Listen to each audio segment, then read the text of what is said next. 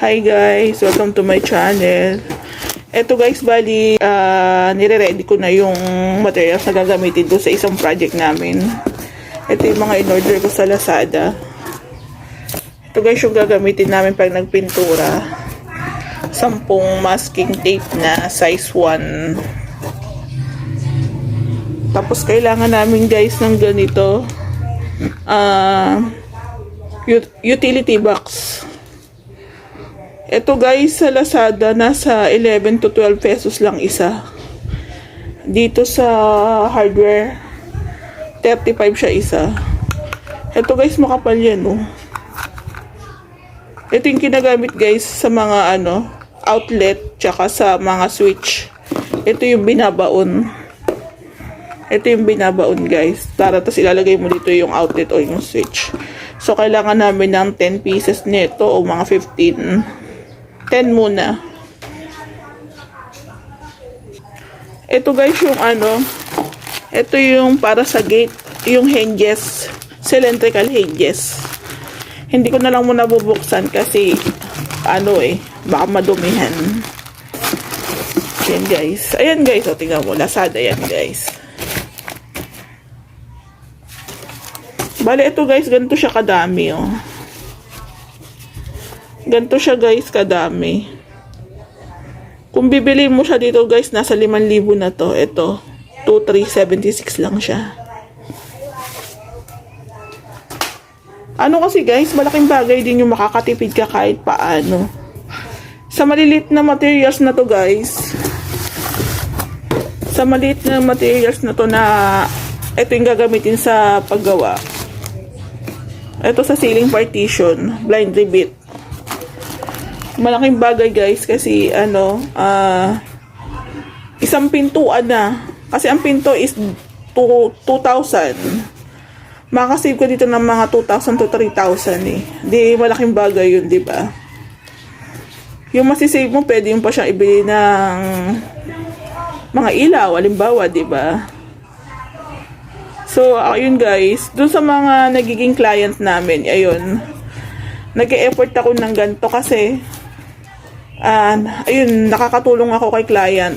Tapos convenient din sa amin yung mga materials kasi quality naman sila eh. Quality naman yun. Gusto na lang din ni Ray na na nag-order. Ayun guys, katulad nito imagine niyo yan pagkano ito sa hardware. So ayan guys,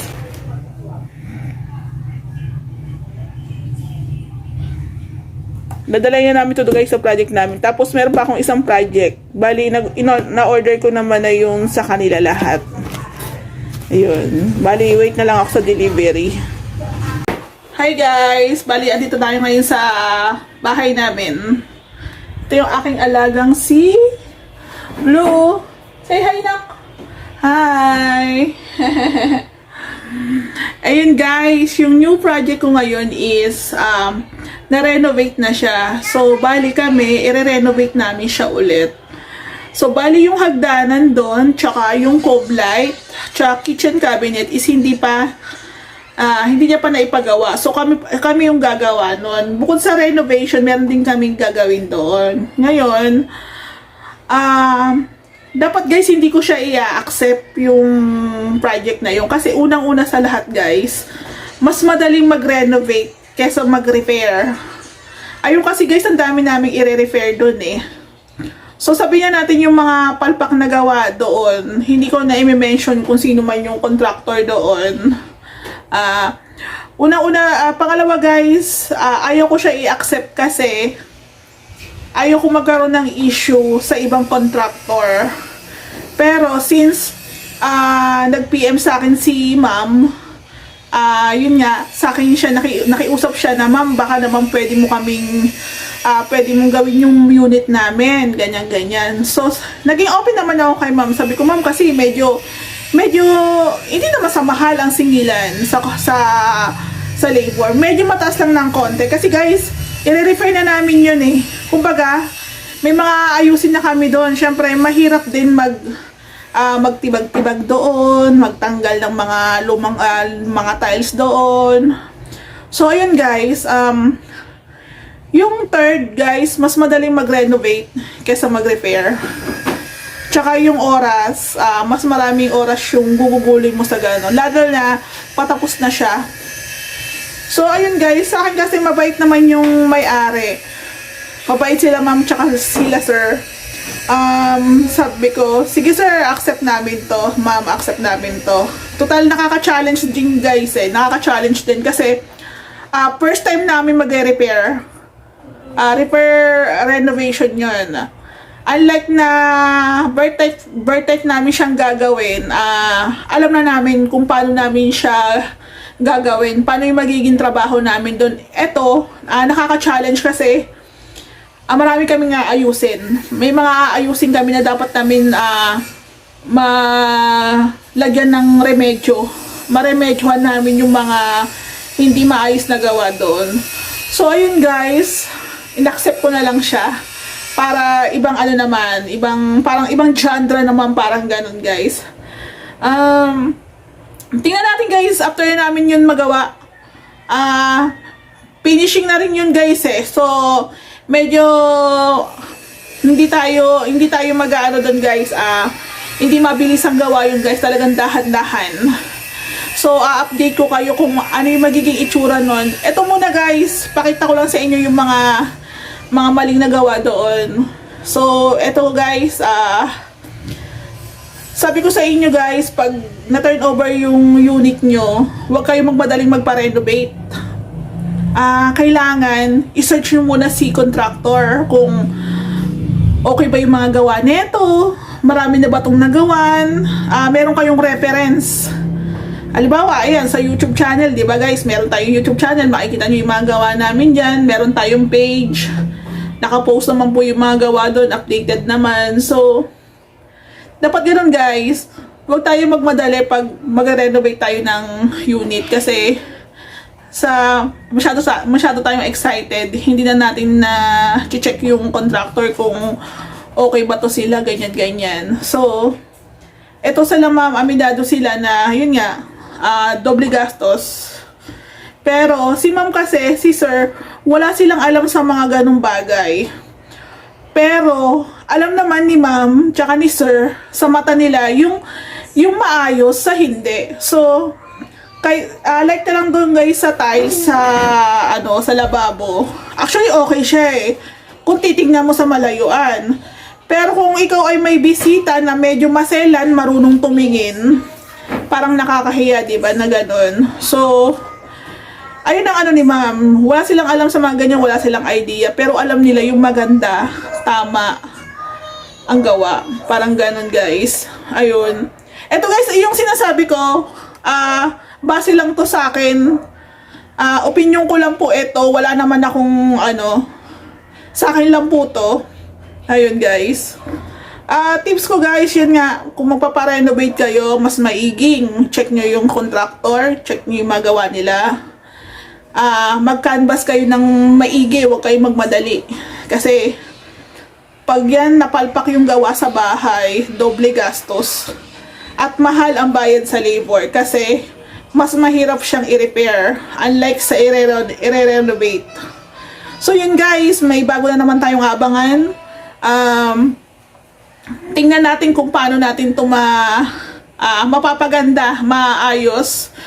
Yun guys, ako thank you rin ako dun sa may-ari, kala mama tsaka si sir, kasi sa amin niya pinagkatiwala. Then, gagawin namin yung lahat para maging maayos yung bahay nila. Kasi, yun guys yun yung first bahay, house nila na mag-asawa sila.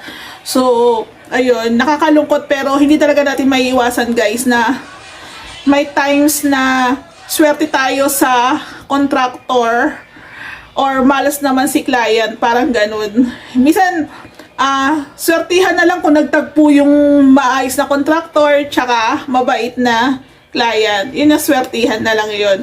Pero kung ganun nga, hindi naman natin inaasahan. So, yun guys, may mga instances talaga na yung hindi dapat magkatagpo is yun talaga, nagkakatagpo. So, ayun, kaysa si mama stress, yun na lang ginawa niya. Hindi naman si mama yaman, hindi naman Kumbaga guys, siguro may naipon lang si ma'am ng sakto lang din. Pero yun nga, hindi niya kayang tirahan yung ganong itsura ng bahay niya. Kasi, syempre, tayo, kahit simpleng tao lang tayo, meron tayong mga siniset na standard eh. Alam niyo yun guys, na-gets nyo?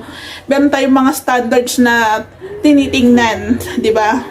May mga basihan tayo sa mga ganyang bagay. So, ayun guys, pasensya na kung mahaba. Ito lang yung opening ko para dito sa new project namin. Thank you guys for the support. Sana nabigyan ko kayo ng guide kung paano renovate sa contractor after ma-turnover. Ayun. Pasensya na guys kung ano So ayun guys, thank you. Thank you. I-start na tayo guys, yan. Ito yung kuha ko kanina. Hi guys, welcome to my channel. Bali guys, ito yung new project namin. Actually, ano na siya, nagawa na yung iba dito. Ang hindi na lang is yung hagdanan, tsaka yung fog light. Tsaka itong kitchen cabinet. Bali, ito guys, marami kami ditong aayusin. Kasi itong lababo ni ma'am, ito guys yung gawa sa kanya. Ayan guys. Di ba sabi ko sa inyo guys, yung hindi na makikita yung grout, konti lang. Ito, ayan. Tapos bungi-bungi siya. Ayan siya guys. So ito guys, tatanggalin namin to, papalitan. Tsaka ito rin, papalitan. Ayan guys, so tingnan niya.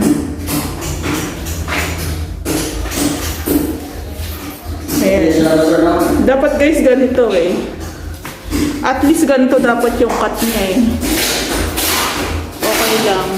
Kaso pagdating dito sa gitna, dyan, kitang-kita talaga. Kitang-kita talaga siya guys. Ayan guys. Ayan. Then ito din guys, papalitan din namin to. Tatanggalin din namin to guys. Ayan. Ayan guys, oh. Dapat naka 45 cut yan. 45 degrees yung cut. So, hindi satisfied si ma'am sa ganitong gawa. Kaya, tatanggalin namin to din, papalitan namin dito. Ayan. Ayan guys, so kita naman eh. Tapos ito guys, ayan. Ayan. Bali, tatanggalin din namin yan. Gagawin na lang namin siyang square na lang. Yung diretso na lang siyang ganyan guys. Ayan. Ito guys yung hagdanan, hindi pa nila naipagawa. So kami ang gagawa nito. Etong hagdanan dito guys, iba yung ano namin dito kasi mas malaking step. Isasagat namin siya dito. Ayun guys, kasi yung sa amin guys, hanggang dito yung tiles. Hindi hanggang dito lang kasi masyadong maliit yung step. So sa amin, isasagad namin dito. Kasi yun yung request ng may-ari. Medyo lakihan yung step. So, ganun yung gagawin namin. Tapos dito guys, sa taas. Ito yung isa rin na-disappoint si ma'am. Sobra. Kasi ito guys, ito na yung ano eh. Ito na yung flooring ni Lumina eh. So, ganito yung ginawa. Ganito yung ginawa ng dating contractor. So, dapat ito guys, nakasagad na to dito eh. Diba? Ganyan siya iniwan guys. So, buti na lang nakabili kami ng isa pang tile na sakto, isa na nga lang din talaga. Gagawa na lang namin ng paraan to guys. Ayan. Tapos dito guys sa taas, yung pintuan, yung pag-install ng pintuan, ayun guys. Kung nakita nyo guys, pinatong lang siya. Dapat nito uukain eh. Uukain yung kahoy. Tsaka, ano yung, parang ibabaon yung bisagra. Para nakalapat ng maayos. So, ito, isa rin to sa i-repair namin. Ayan guys. Kasi ito guys, so, ayan, no, bumuka na. So, isa rin to sa ayusin namin. Kasi hindi maayos yung pagkalagay ng ano eh. Ng hamba. Ayan guys, halos lahat ng pintuan ganun. Kailangan namin itong tanggalin. Ayan guys, tingnan niya. Ayan guys. Tapos guys, dapat yung pag ang pintuan nyo is kahoy. Pag ang pintuan nyo guys kahoy, hindi siya kukulayan ng puti. Kahoy kasi to guys eh. Varnish lang, pwede. Kaso itong kanya na kulayan eh. So, ito, isa rin to sa i-repair namin yung pintuan. Kung paano yung magiging kulay niyan. Tapos guys, dito, pag ganyan guys, bagong gawa lang kasi ito. Ito, nakita niyo may linya. May linya na guys. Ito guys, oh, linya. Ayan guys. Walang mesh tape yan. Hindi nilagyan ng mesh tape. Kaya bumitaw na siya. Siguro pa nga ilang buwan pa to. Ano na siya? Bibigay na yung ano niya. Ayan guys, oh. Walang mesh tape. Kaya magaan na siya guys. Bibitaw na yung kanyang ano. Tapos ito guys, di ba? Pag nag-install kami ng mga abang, di ba guys, meron na yan dapat ano eh, box ng utility box na dapat. So, isa rin to sa i-refer namin. Maglalagay kami ng utility box dito. So guys, bali isa lang yung magiging ilaw dito kasi yun lang yung nailagay na abang eh. Hindi na sila ma'am na ano eh, na-inform kung ilan. So, ayan ang gagawin dito guys. I-repaint namin siya guys ng flat. Ng flat. Ano mo kulay ito dito? Neutral gray. Pero ito medyo light eh. Medyo light. Ito oh. Ito. So ayun guys.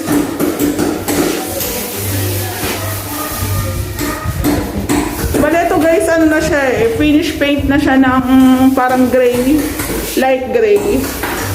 So, para maayos namin yung kulay nito, ayan, apply muna kami ulit ng flat latex primer para kumapit yung pintura. Kumapit yung last, yung final paint, I mean. Ayan. Tapos guys, dito sa tiles, sa baba, papalitan namin siya ng grout. I-re-grout. Ayan. Ano yung grout nito? Yung range? Ayun nga yung binili namin. Ayan guys. I-re-grout namin to. So, isa rin to guys. Dapat nito nilagyan muna ng ano eh. Ito na kasi mismo yung hamba nilagay dito eh. So, yun guys, yung mga pintuan dito guys, tatanggalin namin. Ayan oh. Dito. Ito guys, ito yung sinasabi ko sa inyo. Ito yung uukain to para ilapat dito. Ito kasi inano lang eh, pinatong lang. Ayan, kaya hindi maganda yung bukas.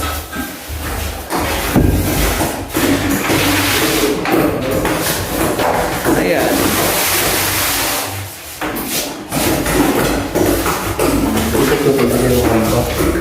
Ha? Yung, kaya nga, kahit dun eh. Ito oh. Ito oh.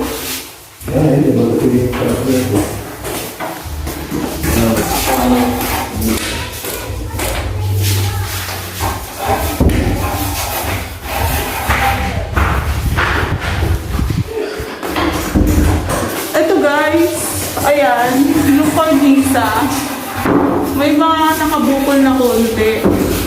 So, ito guys, lilihain namin to. Para matanggal lang yung mga ganyan, no? Parang bubbles. Parang bubukol na siya. Ayan guys, Ayan. Ito, ano to, yung primer to? Dapat gloss, di ba? Flat lang to, no? So, isa kisame. Ayun guys. Ha? Ang tinisip? Bali, dito muna kami guys gagawa kasi yung isang project namin, i-deliver pa lang yung tiles. Bali, wala pa kaming tiles adhesive na gagamitin doon. So, dito muna kami magtatao. Then, pag okay na doon, maglalagay tayo ng tao doon para makapag-start na rin. So, ito guys, dapat hindi ko to tatanggapin tong project na to. Kaso, nakaka-challenge kasi. Alam niyo yung guys, yung renovate na, tapos i-renovate nyo ulit. Then, kami yung nabigyan ng hamon na to, ganyan. So, abangan natin guys kung paano natin to papagandahin. Bali, ito guys, meron na siyang pintura. Ayan, hindi ko lang alam yung exact na name ng pintura. Pero para siyang light gray. Pero ang ilalagay namin dito is neutral gray. Medyo dark. Ayan. Tsaka guys, yung may-ari kasi nito is mabait. So sabi niya, ma'am please, ano naman yung bahay. So ayun, in-accept na lang po namin siya.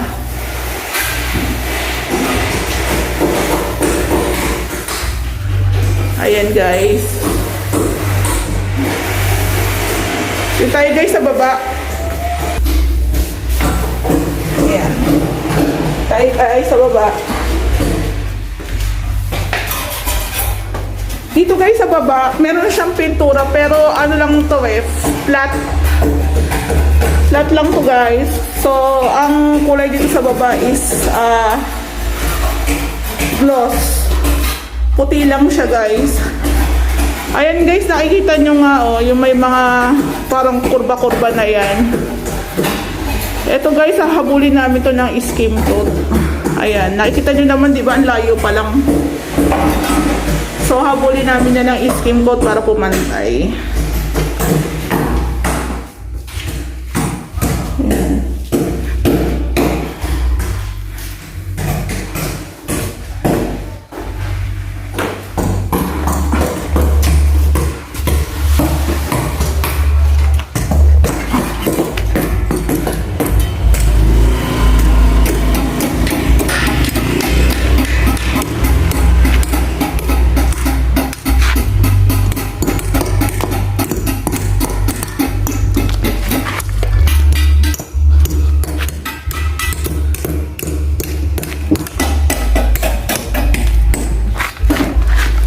Bali ito guys, kaya namin to kinikil-kil kasi lalagyan namin to ng bricks.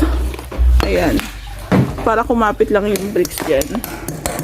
Kasi nakapintura na siya eh. So ayan guys.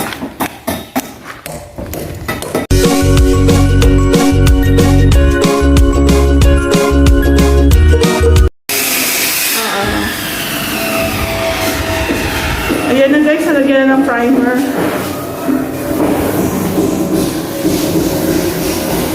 Ayan guys. Nalagyan na siya ng primer.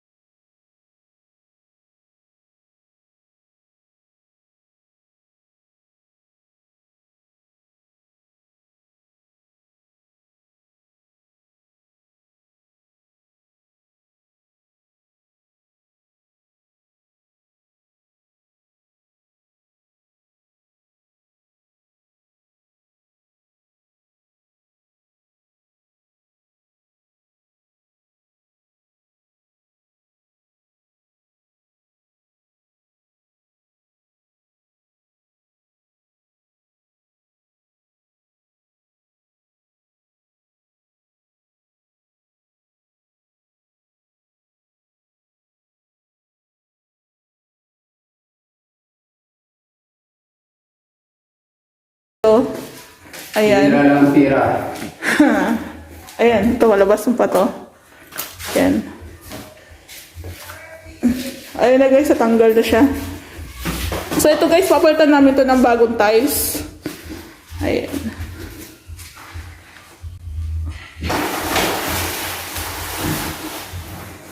Ayan, tawag na lang yun dyan.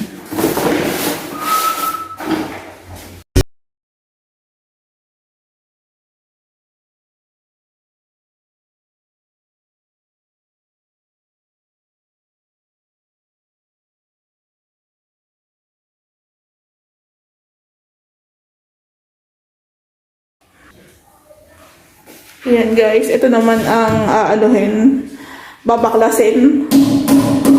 Kasi papalitan siya ng tiles. Ayan.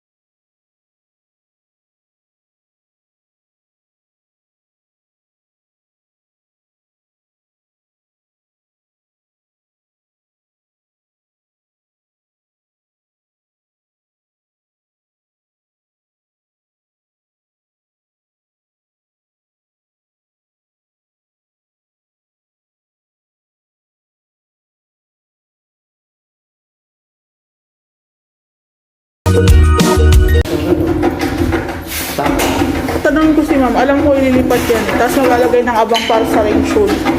Saksakan. Tapos rest, meron saksakan doon. Wala. Meron saksakan dyan sa baba. Wala, Bert? Hindi, mali. Doon sa may ano? Wala. Ha? Wala. Wala. Ito yung gas rest, di ba? Oo, dyan yung gas range.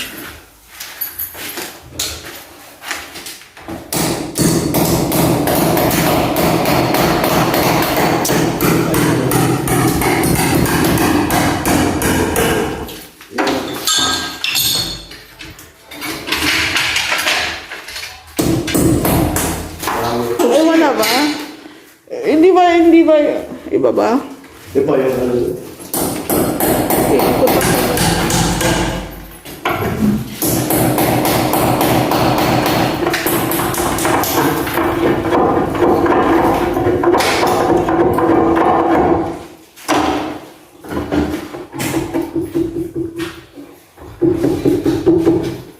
Ano yung nabas sa kabila yung ano kung brand? Yung sa mga gamit pistols, sa ano? Yung dala natin hapon? Ha? Yung dala natin hapon? Ano?